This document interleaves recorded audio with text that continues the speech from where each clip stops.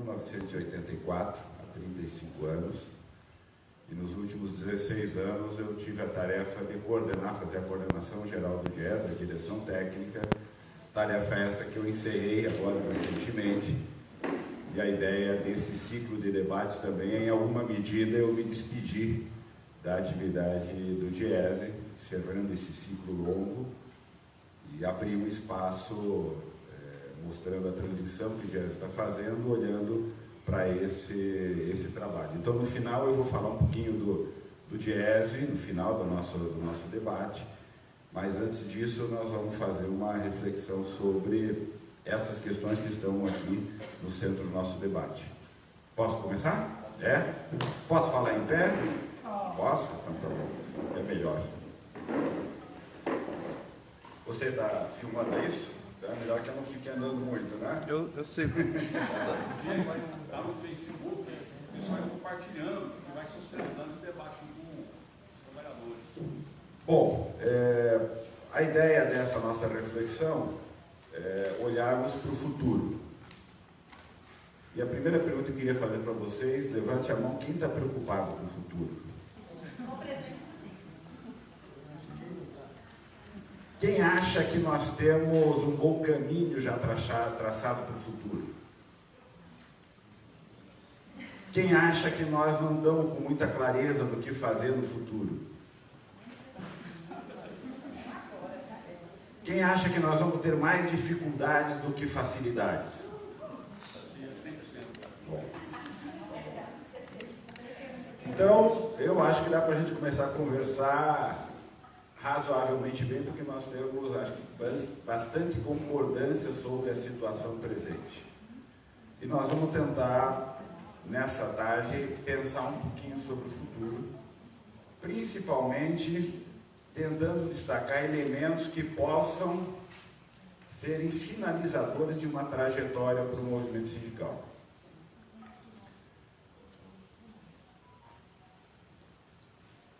Nós, como movimento sindical, temos mais ou menos 200 anos de história.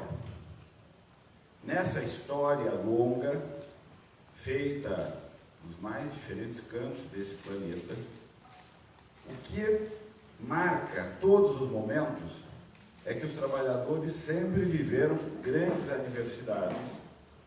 E sempre que eles viveram grandes adversidades, quando eles tiveram capacidade de se juntar, de se unir, de construir uma solidariedade efetiva, eles conseguiram vencer os obstáculos. Então, eu começo dizendo que nós estamos em um momento onde nós seremos testados para verificar se de fato nós temos capacidade de constituir unidade na nossa ação. E por que eu estou dizendo testados?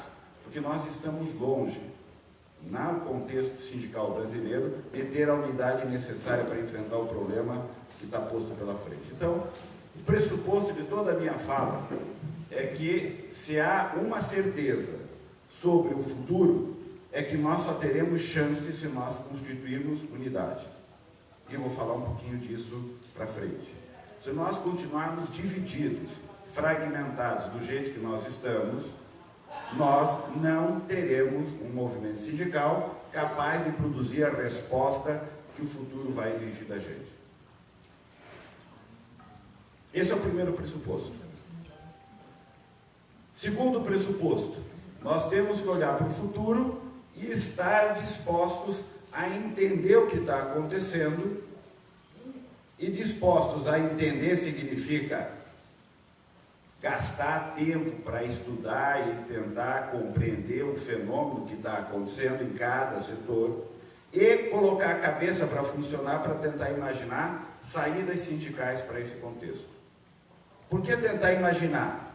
Porque as saídas que nós vamos buscar não estão prontas.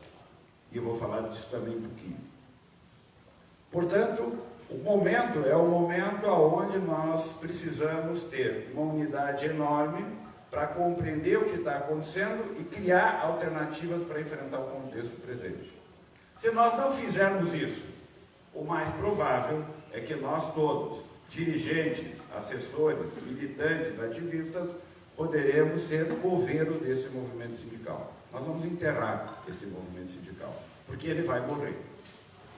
O pressuposto é que esse movimento sindical que a gente está experimentando agora tem data marcada para morrer, eu vou dizer quando é. E se nós queremos dar um protagonismo ao movimento sindical, significa que nós temos que saber qual é o salto que ele vai dar para ele ser uma resposta viva dos trabalhadores nesse novo contexto. Isso é a nossa conversa. E nós vamos tentar identificar algumas diretrizes para dar esse salto. Por que corremos o risco de ser coveiros do movimento sindical? Nós corremos o risco porque em processo, está acontecendo no mundo do trabalho, seja para os trabalhadores do setor privado, os assalariados, os trabalhadores que trabalham em empresas, seja para os trabalhadores do setor público, está acontecendo uma profunda mudança no mundo do trabalho. Uma mudança tão grande e de tal impacto que aquilo que nós conhecemos como profissão, como emprego, tem data marcada para acabar. Quem está olhando para o futuro, quem está tentando prospectar como vai ser o mundo no futuro, está dizendo: um jovem que chega no mercado de trabalho hoje terá em média 5 profissões. Eu não estou dizendo 5 ocupações. Ele poderá ser engenheiro, médico, farmacêutico, 5 profissões diferentes. E, em média, essa pessoa poderá ter 10 empregos estruturados ao longo da vida. Sendo que a maioria jamais terá um emprego estruturado, o que significa viverá para trabalhar e ter a renda para comer no dia. Esse é o mundo do trabalho que se estrutura. Muitos aqui são pais e avós. E talvez não consigam compreender a ansiedade dos filhos e dos netos que estão na universidade, que começam a compreender que vão investir 5, 6 anos na sua formação e quando se formarem, a profissão dele acabou. Não faz mais sentido. O que ele imaginava ser profissionalmente não existe mais. E que ele vai ter que se reinventar tão logo terminado o curso na universidade, por exemplo. Ou talvez a gente seja pai ou avô de um filho, de uma menina, de um menino que para entrar no mercado de trabalho vai entregar pizza de bicicleta. Num Uber Eats de alguma prestadora de serviço. Em São Paulo, na região mais nobre da cidade, onde tem as melhores ofertas de entrega, esses meninos e meninas pedalam em média 30 km por dia para chegar no local de trabalho. Trabalham de segunda a domingo, em média de 14 a 18 horas por dia. E recebem no final do mês R$920. Vivem nos puleiros e estão começando gradativamente, cada vez mais, a passar a noite na cidade sem voltar para casa. Porque eles alugam as bicicletas e não têm recursos para pagar a passagem e nem o aluguel da bicicleta para voltar dentro de casa. Sábado, de sexta para sábado, de sábado para domingo, eles já dormem na rua, porque é o período em que eles têm o maior volume de entregas. Eu ouso dizer que o movimento sindical que está reunido nessa sala não tem a menor ideia do que é ser um entregador de pizza nessas condições. E se esse movimento sindical que está nessa sala não sabe o que é ser um entregador de pizza nessas condições, esse movimento sindical não está preparado para enfrentar os desafios do mundo do trabalho do futuro. A nossa primeira condição é que nós vamos ter que entender o que é esse mundo. Porque esse mundo vai predominar na vida sindical. Quando você entrevista esses meninos e pergunta o que eles esperam do sindicato, sabe o que eles respondem? Eu espero que o sindicato me proteja. Nada diferente da resposta dos trabalhadores que nós representamos. E quando você pergunta para esses meninos por que você acha que o sindicato não os protege, eles dizem porque eles não nos conhecem. Nós somos invisíveis para esse sindicalismo. E esse é um problema estrutural. Por quê? Porque hoje, dos 104 milhões de brasileiros e brasileiras, homens e mulheres, trabalhadores e trabalhadoras que estão no mercado de trabalho brasileiro, metade da força de trabalho que está ocupada nós já não representamos. São trabalhadores autônomos, conta própria, trabalhadores domésticos, que o sindicalismo brasileiro não responde e não representa. E o que é dramático, se provavelmente nós fôssemos fazer uma entrevista entre nós diríamos, nós não estamos preocupados com isso. Que é um problemaço. Como que o sindicalismo brasileiro não está preocupado com a proteção sindical de metade da força de trabalho, que está fora da proteção sindical? Nós representamos um outro tanto, que são os assalariados com carteira e os servidores públicos. Entre esses, nós temos mais ou menos 13 milhões, 12 milhões de desempregados, que no geral nós também não damos muita atenção. É mais ou menos como se em uma família, um filho problemático, a família jogasse ele de canto, e se preocupasse só com os que se dão bem. Nós somos um sindicalismo meio estranho, porque nós nos preocupamos com quem se dá bem, que quem continua empregado. O desempregado, no geral, sai da nossa agenda de trabalho, e é aquele que mais precisa daqueles que nós representamos. Fora aqueles que precisam da gente e que a gente não representa. E daqueles que nós representamos, os assalariados com carteira e os servidores públicos. Sinto dizer que os assalariados com carteira estão diminuindo. O que cresce é o trabalhador por conta própria, é o trabalhador autônomo, é o trabalhador doméstico. E entre os assalariados cresce o trabalhador jornada parcial, trabalho intermitente, que no geral a gente também não representa. E nos servidores públicos? Bom, servidor público é uma categoria em extinção. O Guedes já declarou, já disse que de fato vai implantar e já está implantando. Já está autorizada a terceirização sem limite do setor público, e o Guedes já disse que nós não precisamos fazer seleção por muito tempo. Agora, acabou de enviar uma nova medida provisória autorizando contratação temporária. O temporário dele é por 4 anos, podendo ser renovado. Então, sinto dizer-lhes que, na medida em que vocês forem se aposentando, quem for servidor público e for morrendo, porque nós morremos, o sindicato morre aqui. Se nós continuarmos com a estrutura sindical que nós criamos e estamos mantendo. Isso é o que está acontecendo no nosso dia a dia. Nós precisamos entender por que isso está acontecendo, para poder pensar a ação que nós vamos enfrentar e vamos fazer daqui para frente. Há 2 ordens de mudanças que nós precisamos entender. A primeira delas, que é fundamental, que está acontecendo no mundo do trabalho, independe do governo que a gente tem. Se aqui no Brasil com o Bolsonaro, com o Alckmin, com o Boulos, com o Lula, com a Dilma, com a Marina, qualquer dos candidatos ou não candidatos, presidente que fosse presidente do Brasil, isso que eu vou falar agora estaria acontecendo. O que é que está acontecendo que independe do governo federal? O que está acontecendo no mundo do trabalho é que o sistema produtivo no mundo todo passa por uma mudança profunda. E os postos de trabalho que nós estávamos acostumados a imaginar estão mudando. Mudando primeiro, porque há uma presença crescente da máquina substituindo pessoas no posto de trabalho, e nós não conseguimos inventar um sindicato que representa máquinas, e aonde o posto de trabalho permanece, ele passa a mudar rapidamente, mais rápido do que nós conseguimos imaginar. E qual é um problema estrutural dessa situação para o movimento sindical? É que nós somos um sindicalismo que tira o trabalhador do local de trabalho e traz para a direção do sindicato.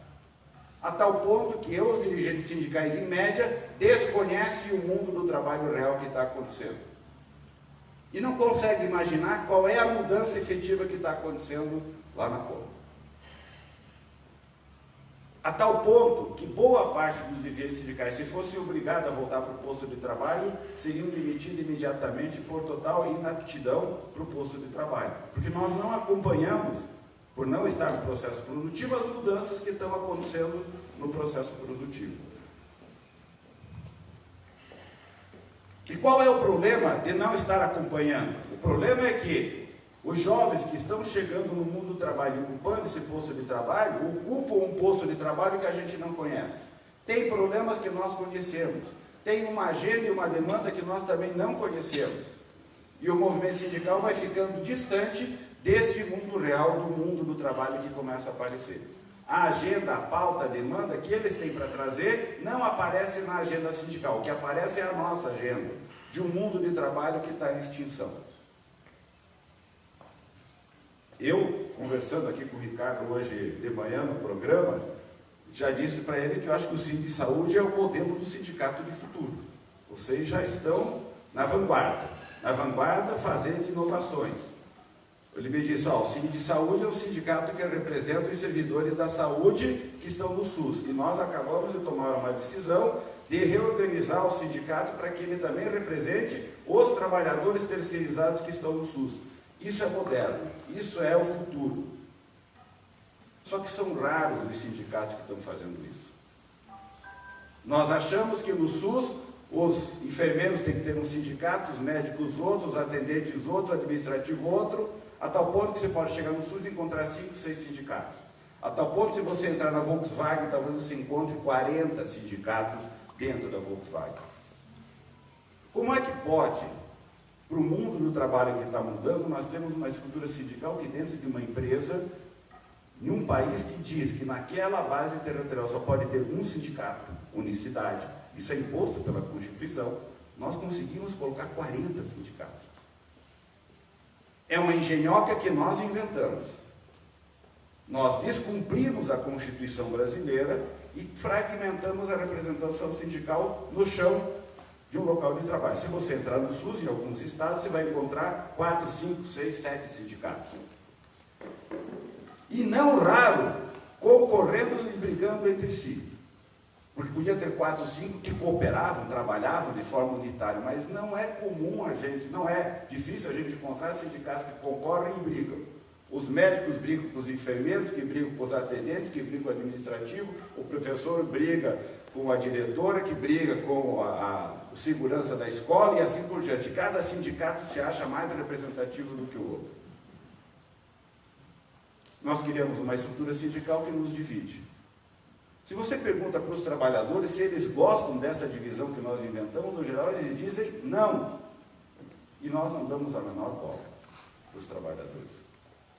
Achamos que está tudo bem.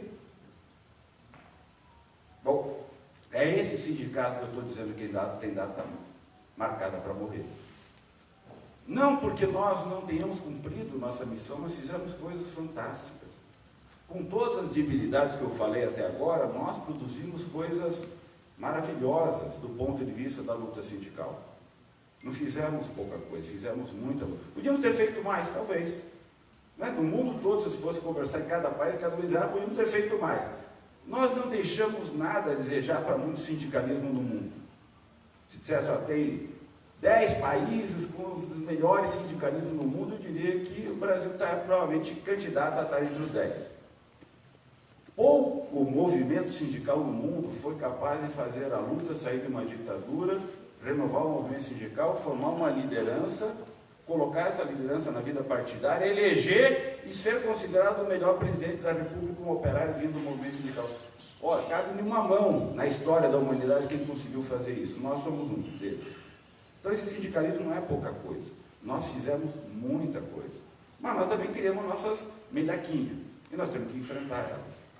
Se nós queremos dar um salto para frente, se nós queremos ser tão protagonistas como fomos nos últimos anos, em criar, inventar e enfrentar como nós enfrentamos o que tinha que ser enfrentado. O que está posto pela frente é que a base sobre a qual nós nos organizamos, que é o sistema produtivo, está mudando radicalmente. A empresa está mudando, a organização empresarial está mudando, a lógica da empresa se organizar está mudando. A empresa está internalizando cada vez mais tecnologia que afeta o emprego, que afeta o posto de trabalho. O trabalhador cada vez mais é um trabalhador que chega no mundo do trabalho já assistido pela máquina. Ou seja, quem olha para frente diz, em muito breve, não haverá trabalho humano sem a assistência de uma máquina. Quem olha um pouquinho mais longe e tem uma avaliação pessimista, é daqueles que prospectam o futuro com uma dimensão um pouco mais pessimista, autorizado pela nossa história, porque o que nós fazemos de Meleca ao longo da nossa história nos autoriza também a ser pessimista, diz, em breve, estou falando em breve, em 10 anos, começará a prevalecer postos de trabalho aonde as máquinas contarão com alguma assistência humana. O que eles estão dizendo é, as máquinas vão predominantemente começar a ocupar a atividade humana de trabalho e nós seremos assistentes. É mais ou menos como aquela piada do cidadão que foi visitar uma fábrica que não tinha trabalho humano. Ela funcionava 24 horas por dia, não precisava ter luz elétrica, que é uma fábrica de máquinas, ela opera 24 horas por dia, e encontrou um cachorro e um homem. E disse que o cachorro servia para cuidar das máquinas, para que ninguém chegasse perto das máquinas. E aí o sindicalista perguntou, e o homem? O homem cuida do cachorro. Tentando mostrar quanto nós vamos rapidamente sendo secundarizados do ponto de vista da centralidade do trabalho humano. Bom, a primeira questão estrutural para a gente é, se nós aceitarmos isso como um fato, nós dançamos, nós perdemos o jogo. Isso é fundamental. E por que talvez nós corramos o risco de perder o jogo? No nosso caso. Como que é teu nome? Jasmine. Nós só temos uma chance de não perder esse jogo. É quando numa reunião como essa, no mínimo, 1/3 dos presentes sejam como a Jasmine. Jovens, dispostas a entrar no sindicato e dispostas a fazer a luta sindical. Porque eu com 61 anos, tenho muito pouco tempo para fazer essa luta. E essa luta tem que ser pensada há 30 anos para frente. Quem pensar com menos de 30 anos está se equivocando no tempo do luto. Então, Jasmine, pensa para frente, você tem 30 anos para fazer tudo aquilo que eu vou estar falando daqui para frente. E vai exigir muito trabalho, vai exigir inúmeras Jasmine junto com você, para você inventar agora aquilo que nós inventamos nos anos 70. Peguem as fotos das manifestações aqui em Goiânia nos anos 80. Identifique quem estava na frente dessas fotos, nas passeatas, nas carreatas, nas greves. Fotografe o movimento sindical agora. E provavelmente você vai descobrir que boa parte dos jovens, como nós éramos, como a Jasmine é hoje, estávamos lá nos anos 70. Qual é o problema? É que provavelmente nas fotos de hoje somos nós, carecas, cabelo branco, barrigudo, cansado, com a coluna machucada, fazendo as lutas. E a Jasmine, que está aqui, e nós que estávamos lá, a Jasmine é minoria. E nós éramos nos anos 70, 80, a maioria. Tanto é que vocês fundaram a CUT, porque vocês passaram a ser maioria e criaram a maior central sindical, porque vocês eram a maioria naquela base. Vocês eram a base sindical que veio renovar o movimento sindical. Nós precisamos, Ricardo, fazer a mesma coisa hoje. Nós precisamos, urgentemente, fazer com que o movimento sindical brasileiro recepcione os jovens que estão presentes no mundo do trabalho, para que eles tragam a agenda do mundo do trabalho para o sindicato. Não porque a Jasmine e as companheiras e companheiros da idade dela vão ser melhor do que a gente. Não são melhor nem pior. Tem muito menos experiência do que a gente, é verdade. Mas tem muito mais vitalidade do que a gente, porque são jovens, como nós éramos nos anos 70 e 80. Eles vão cometer um monte de erros, é verdade. Não mais, não menos do que nós cometemos. Nós cometemos um monte de erros também. Mas nós só conseguimos fazer o que nós fizemos porque nós fomos à luta, cometemos o erro, arrumamos, consertamos e tocamos a vida para frente. Então a segunda diretriz, além da unidade, é esta unidade precisa estar determinada a renovar a base sindical. Renovar por quê? Porque essa juventude que está presente no mundo do trabalho, que está mudando, precisa vir para o sindicalismo. Para colocar para o sindicalismo qual é a demanda desse mundo do trabalho real. Esses meninos e meninas que entregam pizza e que trabalham de segunda a domingo, de 14 a 18 horas por dia, precisam dizer para o movimento sindical qual é a pauta deles.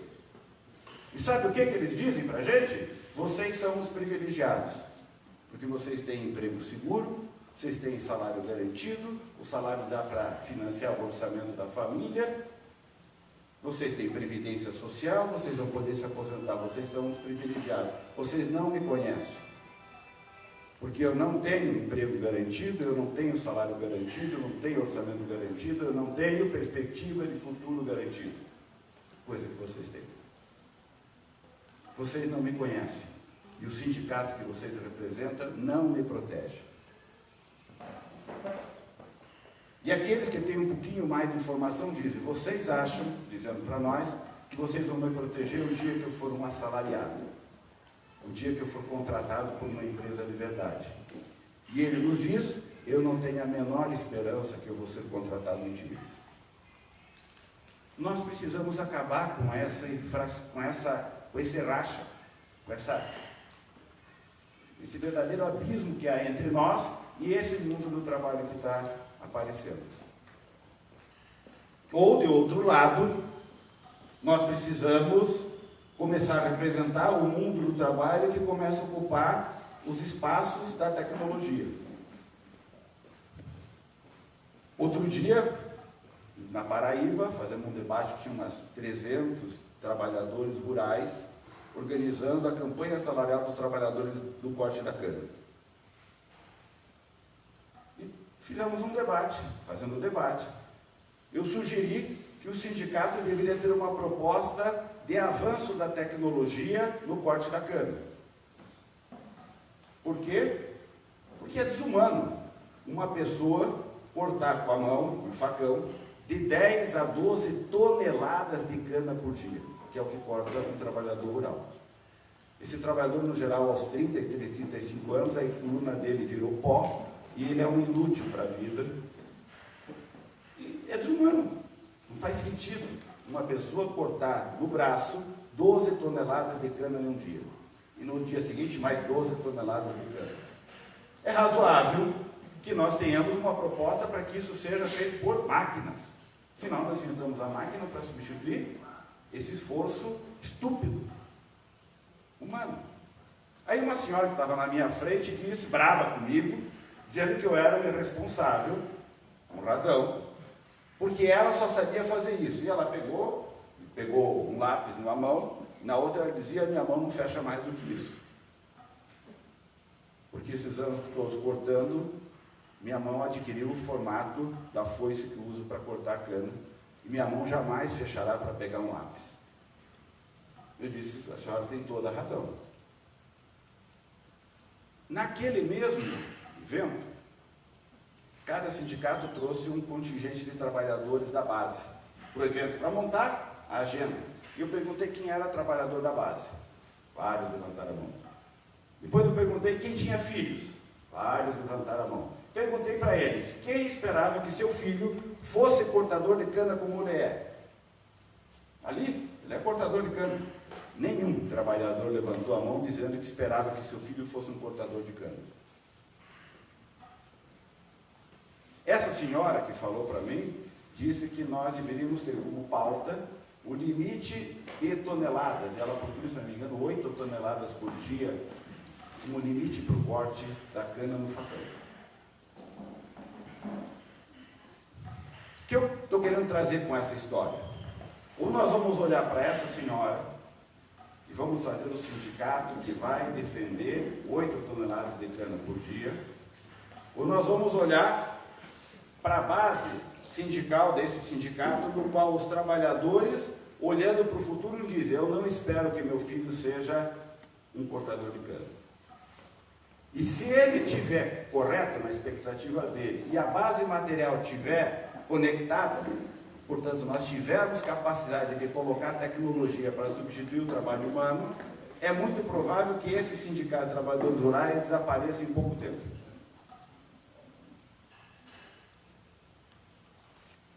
E se a nossa única alternativa sindical for colocar esta senhora nesta condição de trabalho em oposição ao jovem, Portanto, se a nossa estratégia for uma escolha entre a agenda dos filhos desses trabalhadores ou esta senhora, nós estamos fadados ao fracasso político.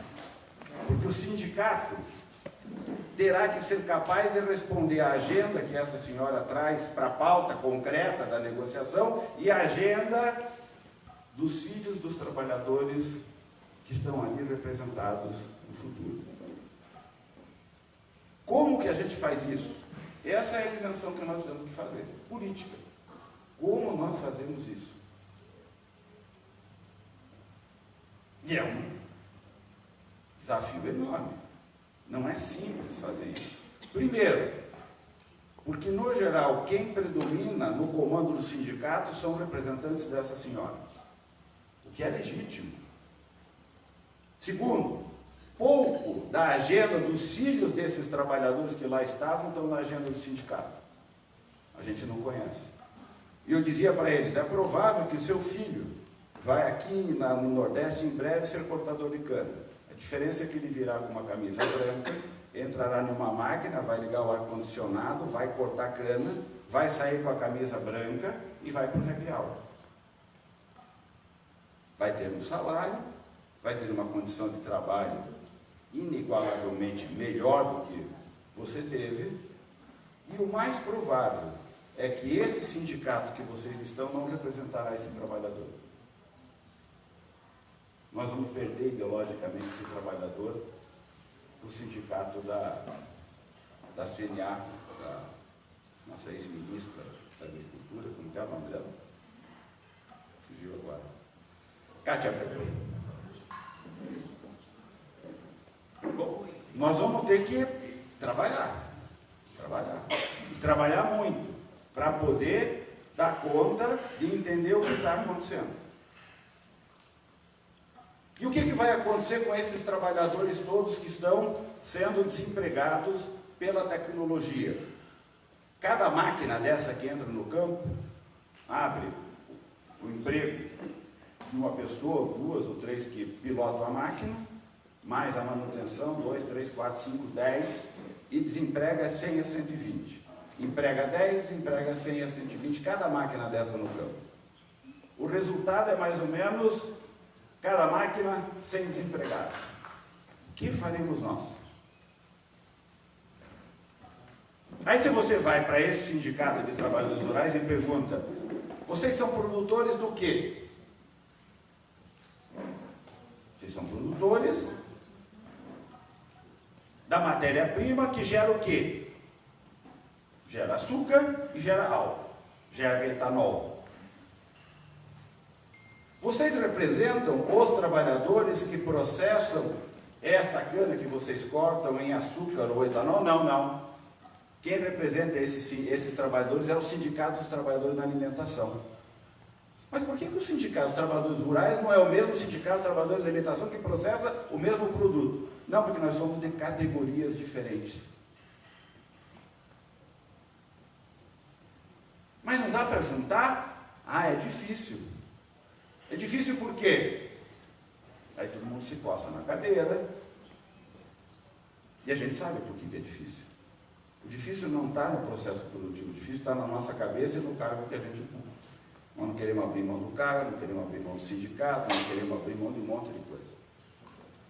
Então, se nós ficarmos defendendo o sindicato, o mundo do trabalho, do jeito que ele está hoje, o mundo do trabalho vai mudar e vai colocar a gente de joelho. Porque vai mudar. E daqui a pouco o trabalhador que a gente representa não existe mais, nós vamos ficar com uma estrutura pendurado no espaço. Bom, olhando para isso, para essa dinâmica, o que tem acontecido como diretriz no movimento sindical mundo afora? É que os trabalhadores, percebendo essas mudanças, começaram a tomar uma atitude e os empregadores e os governos que querem nos atacar, outra atitude. Eu já vou falar da outra atitude deles, mas vou falar do que nós temos feito. O que o movimento sindical tem feito por aí, interessante, é que, ao olhar essas transformações, ele começa a dizer, nós precisamos ter uma organização sindical que seja capaz de dar conta dessas mudanças. que seja capaz de acompanhar essas mudanças e, simultaneamente, dessas mudanças, fazer emergir um novo padrão de luta sindical em um novo contexto. Sabendo que teremos muitas profissões ao longo da vida, várias ocupações, que os trabalhadores podem estar hoje ocupados sendo trabalhador do comércio, do banco, da agricultura, da indústria e do Sistema Único de Saúde. Se for um trabalhador intermitente, ele pode ter 10 vínculos laborais, com 10 setores, empresas diferentes, e é filiado a qual sindicato? Qual é a categoria dele? Ele, antes de tudo, é um trabalhador intermitente, pau para qualquer obra. Olhando para essas mudanças, o movimento sindical está dizendo: nós precisamos criar organizações sindicais capazes de reunir a diversidade de inserção ocupacional dos trabalhadores, reunir em um único sindicato, reunir em uma única organização capaz de dar conta dessa diversidade. Os sindicatos alemães criaram agora o Sindicato dos Trabalhadores na Indústria. O que é isso? Junta metalúrgico, siderurgia, alimentação, plástico, que é cada um, no nosso caso, um sindicato, em um único sindicato só. Sindicato dos Trabalhadores da Indústria. Sindicato dos Trabalhadores em Saúde. Junta quem? Todos os trabalhadores em saúde, em todos os níveis e âmbitos da saúde, pública e privada. Médico, dentista, enfermeiro, cuidador, administrativo, todo mundo no mesmo sindicato. Por quê? Porque a capacidade de unir que o sindicato tem, esse conjunto de trabalhadores, dá a esse sindicato um poder de atuação frente aos empregadores e frente aos estados, que é o poder que nós precisamos para enfrentar o mundo da mudança. Mundo da mudança para quê? Por exemplo, vamos pegar aqui a CUT Goiás. Vocês só serão coetâneos, significa uma organização sindical colada no presente, olhando para o futuro, se vocês forem uma central sindical que tenha coragem de colocar em disputa uma jornada semanal de 10 horas. Se vocês não tiverem com a cabeça preparada para dizer: nós temos tecnologia hoje no mundo para que, em média, ninguém trabalhe mais do que 10 horas por semana, nós não estamos preparados para enfrentar a agenda desse futuro. E eu ouso dizer aqui, se nós fizéssemos um debate agora sobre isso, ninguém se sentiria confortável a fazer essa defesa. Porque ninguém está preparado com a cabeça para entender em que nível que nós estamos com tecnologia, preparado para produzir no mundo a tal ponto que nós, humanos, possamos trabalhar 10 horas por semana. E se o nosso objetivo for que todos tenham um posto de trabalho, nós deveríamos ter rapidamente uma redução para menos de 30 horas no Brasil. E nos próximos 10, 20 anos, com certeza poderemos chegar numa jornada próxima a 10 horas. Alguns países centrais do mundo, talvez com jornadas inferiores a 10 horas. Tal é o nível de tecnologia que nós estamos desenvolvendo. Se nós vamos montar uma agenda desse tipo, significa uma força sindical para colocar essa agenda em disputa na sociedade, que é uma força que nós desconhecemos no presente, mas que já teve presente no passado. Não sei se vocês sabem, mas na Inglaterra, que é a base da industrialização no mundo e do berço do sindicalismo, crianças de 5 a 9 anos trabalhavam em média 12 horas por dia. E sabe por que a gente chamava esse pessoal de proletário? Porque eram trabalhadores que levavam a prole, os filhos pequenos, para trabalhar embaixo do pé dos pais, limpando a sujeira que o pai fazia. E nós, no movimento sindical, criamos uma agenda para dizer que era proibido criança até 14 anos, primeiro 9 anos, depois 12 anos, depois 14 anos, trabalhar. E sabe o que os capitalistas diziam? Que se nós fizéssemos isso e conquistássemos isso, a economia ia acabar, o mundo ia definhar, essas crianças seriam jogadas na rua, A melhor coisa que esses capitalistas faziam é dar um emprego, uma oportunidade para os filhos estarem junto do pai, a prole estar perto do pai. Catando a sujeira do chão, talvez com a respiração e colocando no pulmão. Mas nós criamos uma agenda e fizemos com que essa agenda se transformasse em lei. E o movimento sindical inglês conquistou o direito de que crianças não deviam trabalhar. Hoje nós achamos isso natural. Se vocês forem ler a história, vocês vão ver que teve trabalhador e trabalhadora que nas lutas morreram para que as crianças parassem de trabalhar, foram assassinados. Não é luta de conversa de amigos, é pau, é tiro no meio da testa. Essas são as lutas que nós fizemos. Nós estamos numa época em que nós vamos ter que fazer esse tipo de luta daqui para frente. Lutas que são de transformação radical.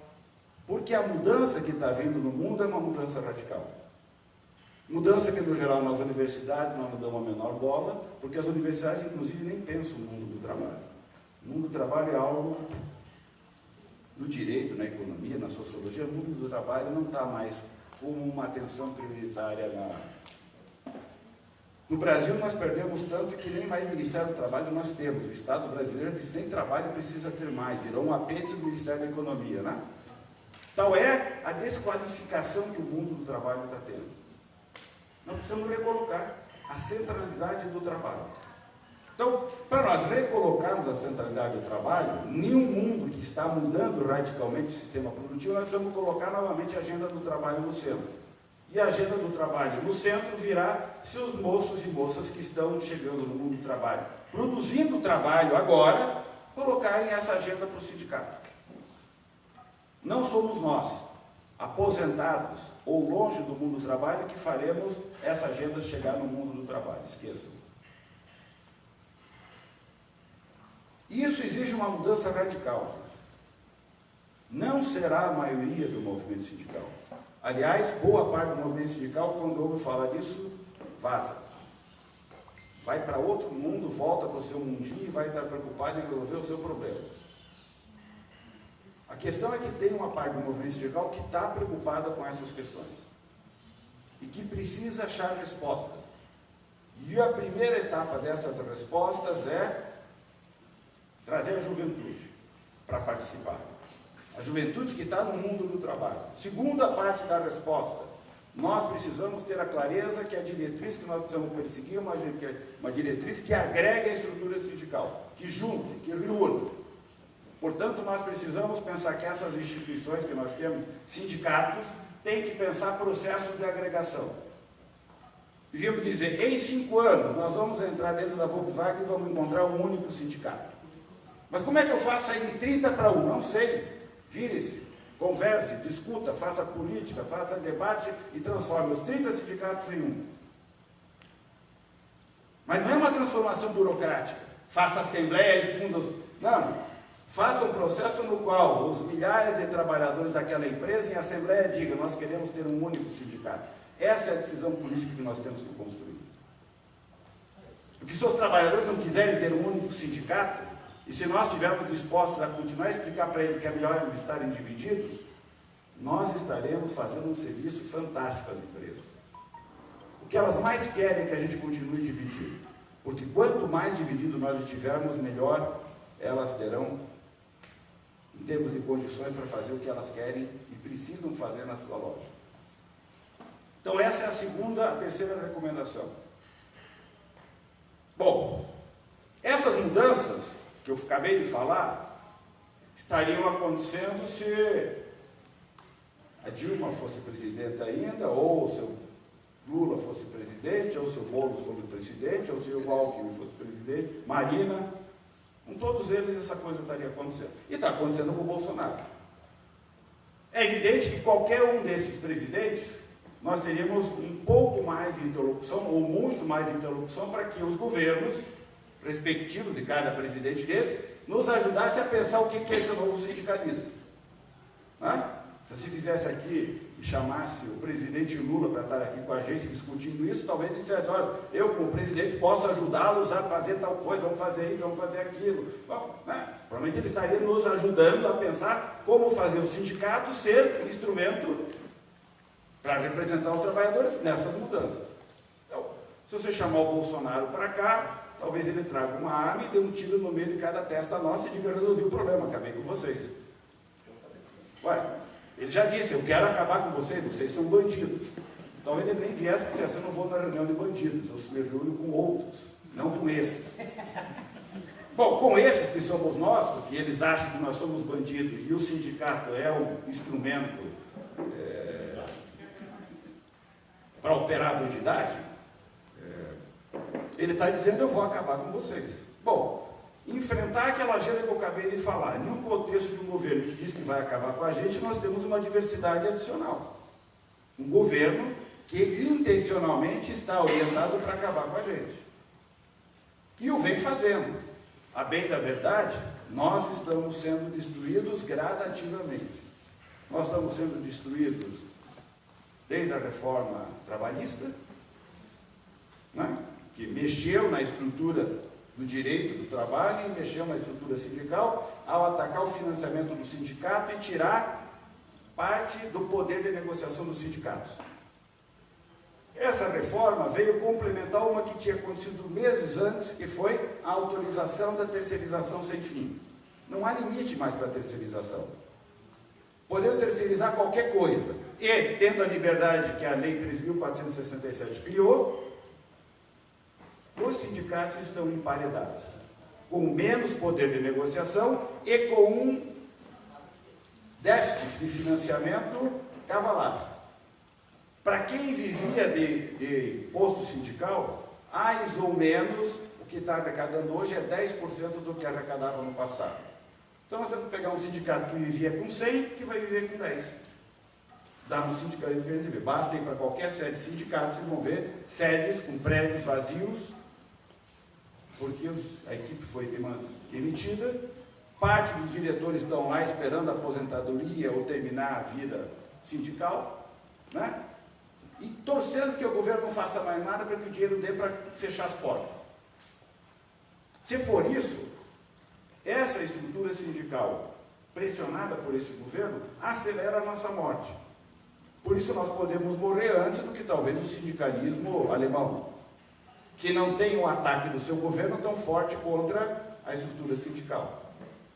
Então nós temos um governo cujo enunciado político dele é: eu vou acabar com vocês. Em um contexto onde a nossa diversidade para existir já é enorme. Nós estaríamos de um governo que dissesse: vocês precisam continuar existindo e eu estou disposto a ajudar vocês a se estruturarem, porque é fundamental que os sindicatos existam numa sociedade democrática. Mas esse governo quer jogar a democracia para o lixo. Então a democracia está indo para o ralo. E acabar com a gente é um dos instrumentos para jogar a democracia no ralo.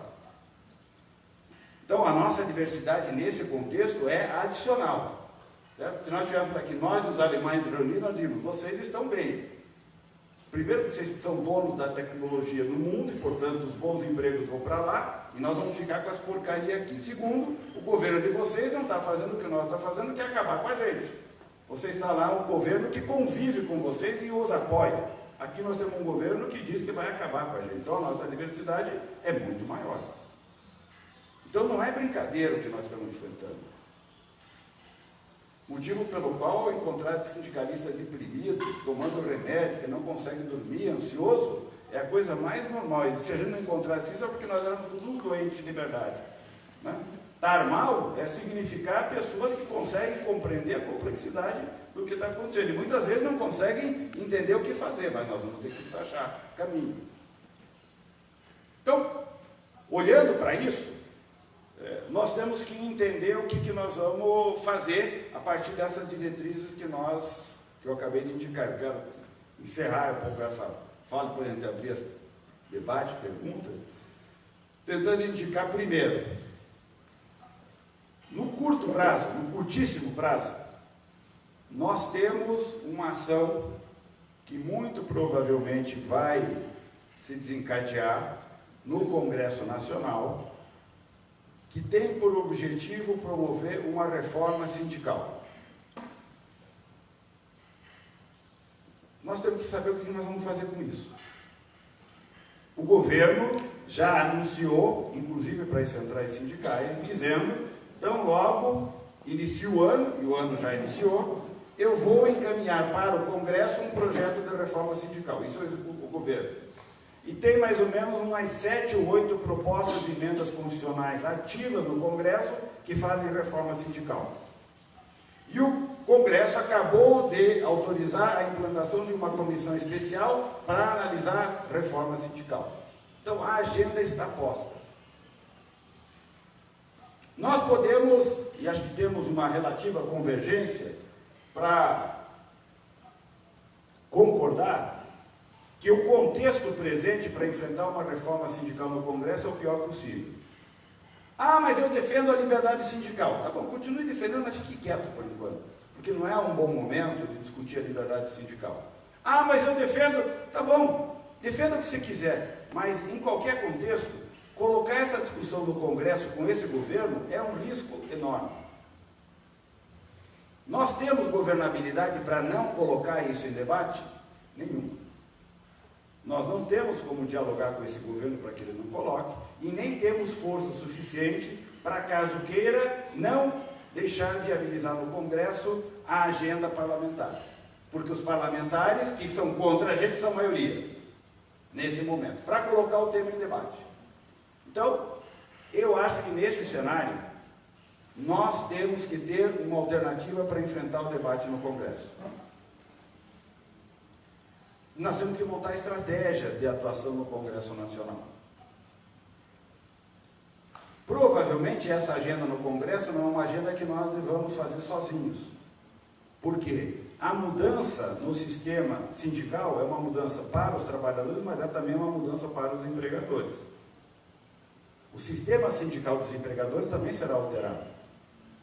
Se a proposta que o governo quer encaminhar for encaminhada e for aprovada, o governo propõe a autorização de criar sindicato por empresa. Se nós formos criar sindicato por empresa, a estrutura sindical patronal desaparece. Por quê? Porque cada empresa negocia o seu acordo com o sindicato da sua empresa. Não precisa mais ter uma organização sindical patronal. Portanto, os sindicatos patronais estão preocupados com qual proposta que vai vir. O sindicalismo por empresa cria um modelo de relações sindicais e aumenta a concorrência e a competição entre as empresas. Eles vão ter que administrar outros problemas. Tem empresários que dizem, mas nós não devemos caminhar para isso. Isso vai criar problemas para nossas empresas que nós não temos hoje. Do jeito que a gente funciona, já funcionamos relativamente bem. Vamos manter a nossa cultura. E quando eles dizem isso, nós dizemos, nós também concordamos com isso. Nós não somos favoráveis ao sindicato por empresa. Então nós começamos a descobrir que entre nós e o setor patronal há uma identidade sobre o que poderia ser esse modelo futuro. Talvez nós possamos chegar no Congresso com uma proposta minimamente concertada entre nós para incidir sobre os deputados e reverter o jogo contra a gente. Significa que nós vamos sair com um modelo sindical de lá, cultista? Acho muito difícil. Não vai. Não?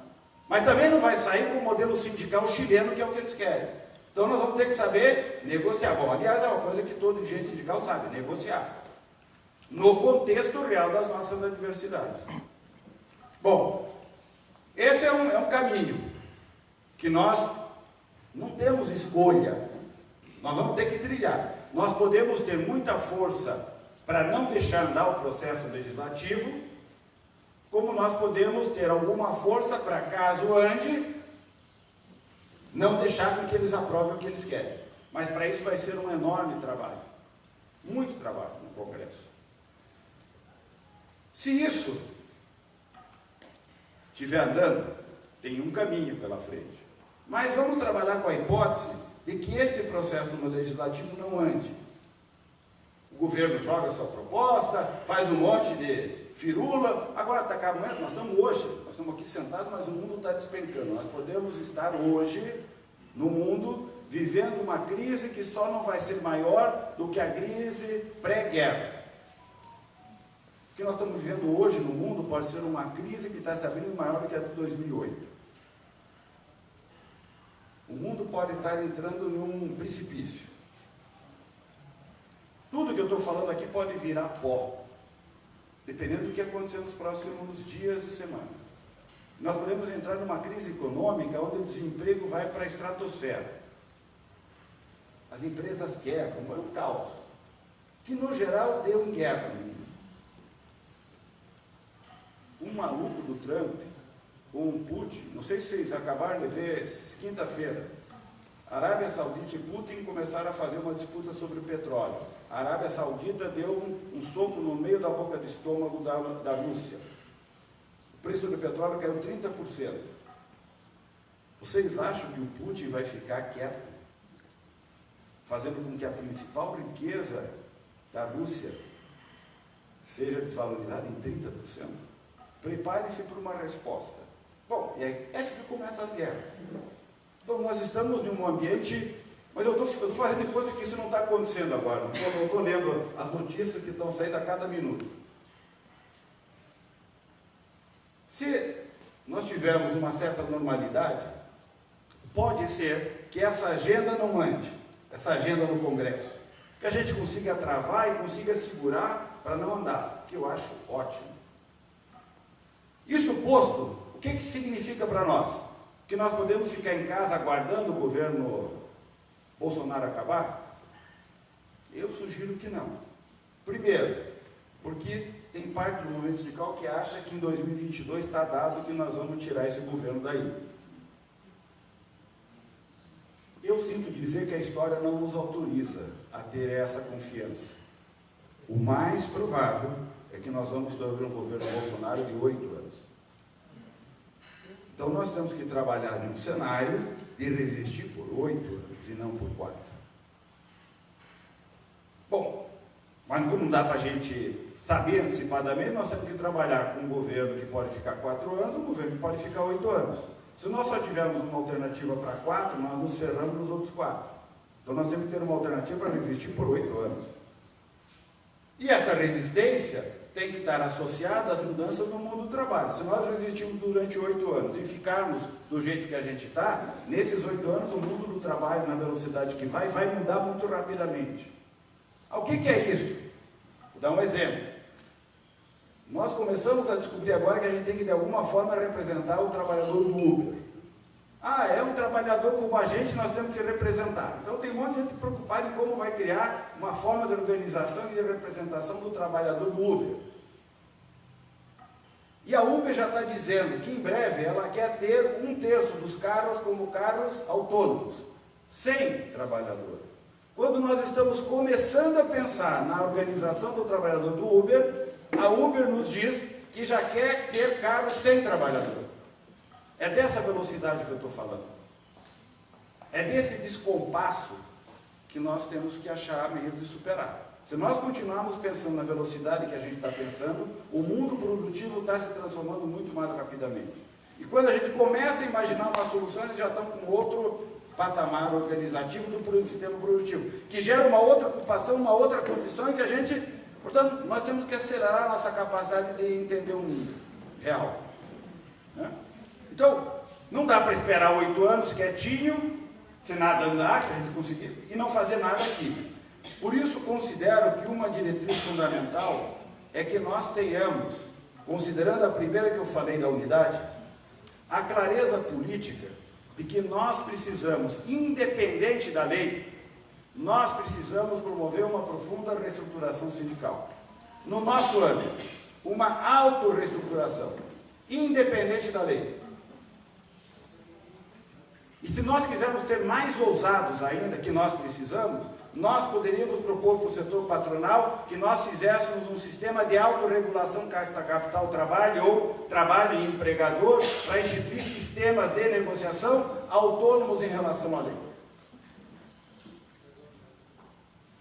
E que a gente possa, nesse processo de reestruturação, redesenhar os sindicatos, agregar, reunir, fundir, unir. Bom, em algum sentido voltar ao que era lá atrás. O que seriam diretrizes para isso? Primeiro, nós deveríamos ter um projeto político, e a CUT já tem CUT, eu vi que a CUT é o GT, eu não sei se o pessoal do Conluta já aprovou isso também, mas o Intersindical eu sei que também está caminhando para isso. Já são centrais sindicais que estão dizendo O nosso desafio será representar todos os trabalhadores. O último congresso que eu participei, que foi o da CUT, o anterior foi o da UGT, ambos diziam: nossa tarefa é olhar para o mundo do trabalho e representar todos. Os trabalhadores assalariados, os servidores, o conta própria, o intermitente, o autônomo, o trabalhador doméstico, todos os trabalhadores que não estão em relações assalariadas. Os assalariados, sim, nós já representamos. A nossa tarefa é representar os demais. De tal forma que a consequência disso é, se eu chegar, estou aqui no Centro de Saúde, numa unidade de saúde, eu vou representar todos os trabalhadores que estão naquela unidade de saúde, o único sindicato. Você já começa a caminhar para isso. Mas pode ser que a gente chegue naquela unidade de saúde e encontre um trabalhador autônomo, prestando serviço, para uma empresa terceirizada que está no Sistema Único de Saúde. A nossa proposta é que esse sindicato represente todos os trabalhadores, inclusive o trabalhador autônomo. E qual é a agenda do trabalhador autônomo? Não é a mesma de um assalariado, ele não tem um empregador clássico. É outra agenda. Essa agenda tem que vir para a vida sindical. E o sindicato tem que se organizar para ser a representação desse interesse nessa situação ocupacional. Ele, como trabalhador autônomo, se ele não fizer o recolhimento do INSS, ele não tem aposentadoria, não tem auxílio maternidade, não tem auxílio saúde, se tiver um acidente ele fica sem renda. Mas ele não é um trabalhador? Por que a gente acha que só o trabalhador assalariado tem essa proteção e ele, como autônomo, não pode ter? Então nós vamos ter que inventar um jeito para que ele tenha proteção. Isso é o que o sindicato tem que fazer, inventar esse jeito. Como? Não sei. Vai ser difícil, vai ser uma pauleira. Mas tem coisa que não foi pauleira na nossa vida? Sindicato só é isso. Sindicato só é feito para lutar. Lutar, lutar e lutar.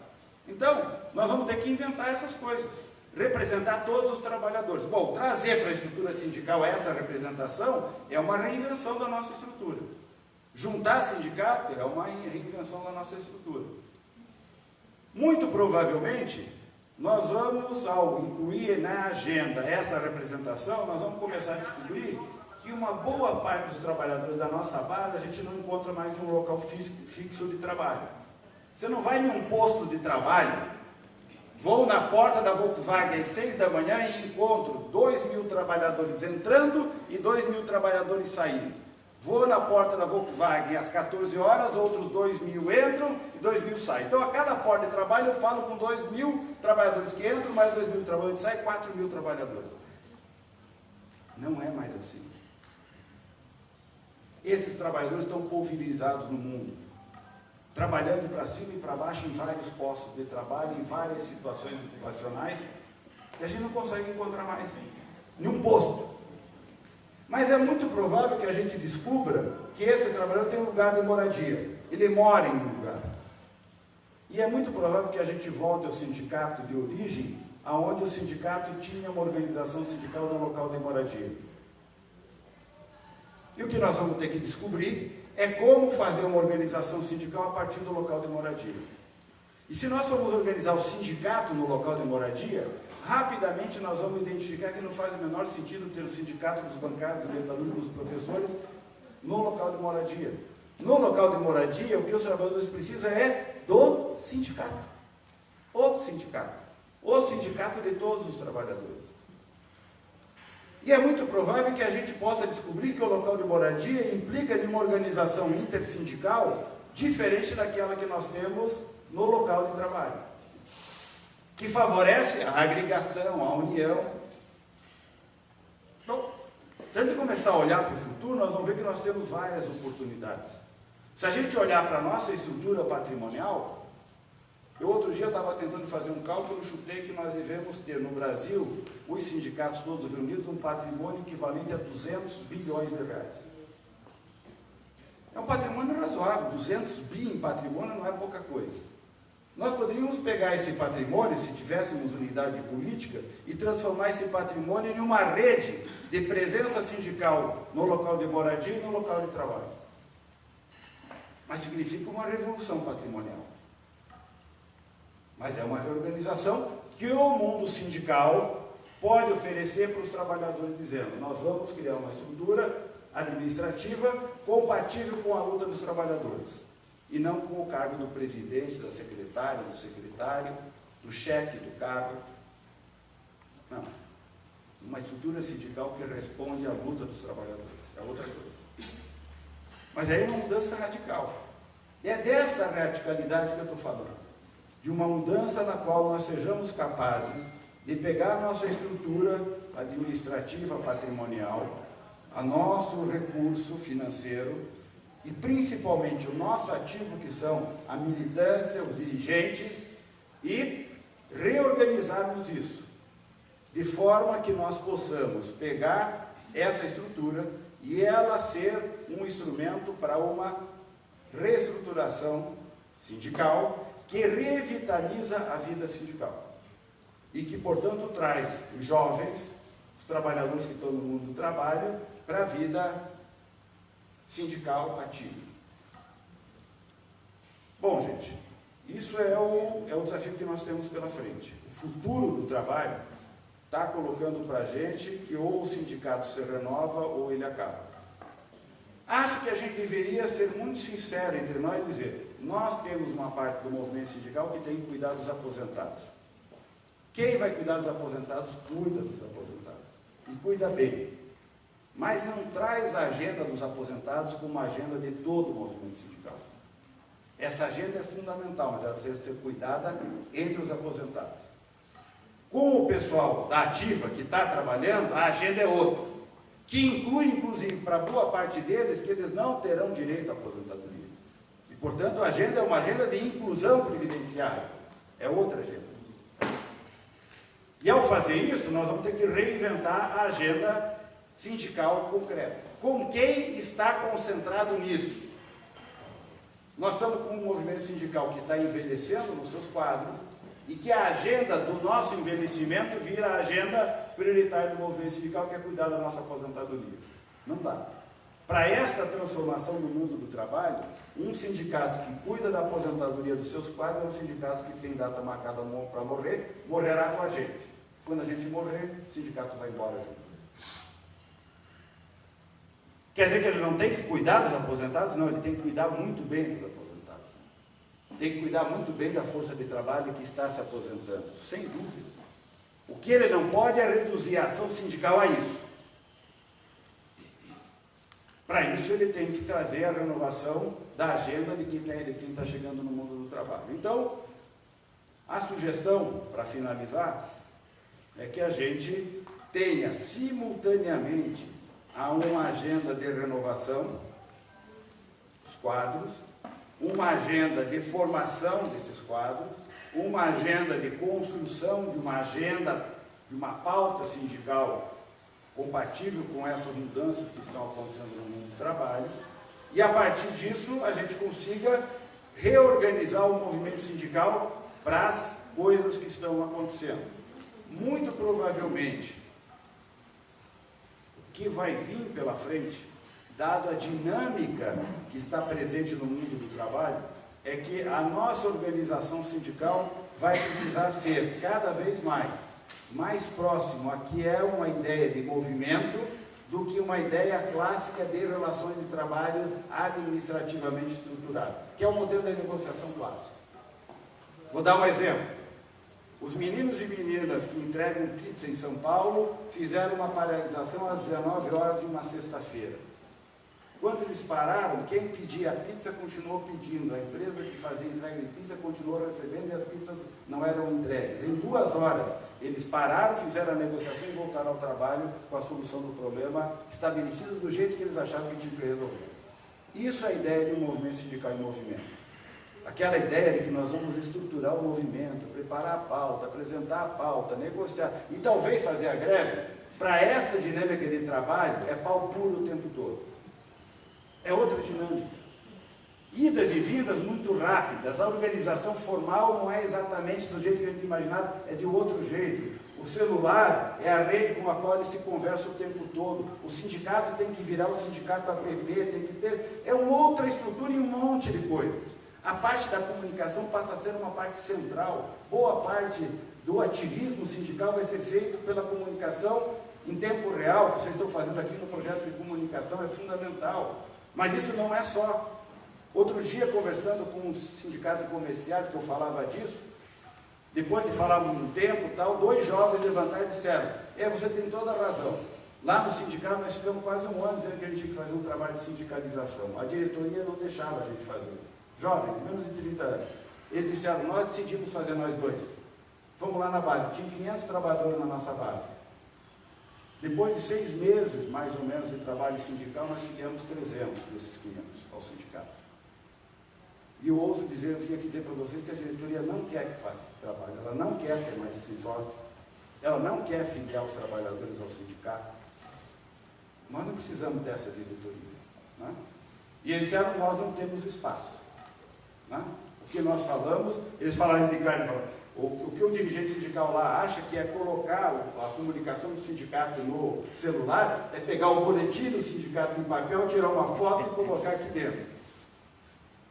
Porque não é do mundo dele isso. Né? E aí o que é interessante esses meninos nessa depoimento falaram? Disseram: tudo isso que nós falamos é verdade, porque nós estávamos falando de parte de comunicação também, usar a internet, o app, sindicato e tal, mas o que nós descobrimos? Que o que foi decisivo para fazer a filiação desses 300 trabalhadores foi conversar olho no olho. Foi quando a gente foi conversar um a um, olho no olho, que os trabalhadores decidiram filiar o sindicato. Porque eles criaram uma identidade, porque nós descobrimos que a vida sindical e o trabalho sindical de base é criar essa identidade. E o que eles nos diziam? Vocês não vão se esquecer da gente, vocês não vão se ausentar, vocês vão continuar aqui com a gente. O que eles estavam dizendo? Vocês vão continuar fazendo o trabalho de base. Nada diferente do que a gente conheceu e muitos esqueceram de fazer. Deixamos de fazer, desaprendemos. E temos que reaprender. Esses jovens nunca fizeram esse trabalho e descobriram o que era o trabalho de base. O que nós temos que voltar a fazer? É de um outro jeito? Em parte é. É mediado por outras coisas? É verdade. Mas no fundo, o trabalho de base é o contato direto com esses trabalhadores. Muito provavelmente não só no local de trabalho, mas no local de moradia.